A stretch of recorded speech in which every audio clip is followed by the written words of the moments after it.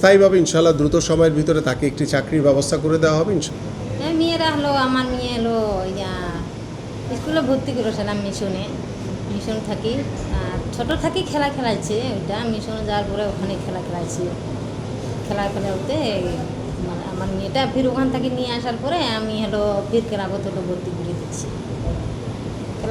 করে দিচ্ছি যাওয়া আসা করছে 1 মাসে যাওয়া আসা করছে ওখান থেকে আমার বাসায় থেকে যাওয়া আসার পরে তে আমি পঁয়ত্রিশ বললাম যে ভাই এখন বাবা মারা গেছে, এখন যাওয়া আসা খরচা আমার আমি যাই দিতে পারছিস না, এখন ওখানে হলো রাখো।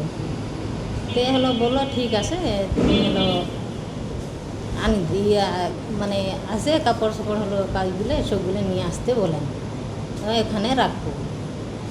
আচ্ছা ঠিক আছে, হলো ওই যে থাকলো ওখানে।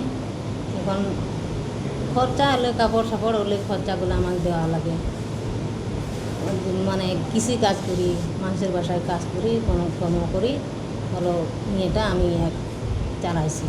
কষ্ট করে চলছে তার, যাতে সে আবার একটু বাড়িতে যাবে, যাতে তার আর্থিক যে সংকটটা সেটা যাতে সাময়িক আমরা কাটিয়ে দিতে পারি সেটা, এবং স্থায়ীভাবে ইনশাআল্লাহ দ্রুত সময়ের ভিতরে তাকে একটি চাকরির ব্যবস্থা করে দেওয়া হবে ইনশাআল্লাহ। আশা করি স্থায়ীভাবে আমরা কিস্কুর পরিবারকে স্থায়ী একটি সমাধানের আমরা নিশ্চিত করতে পারবো ইনশাআল্লাহ।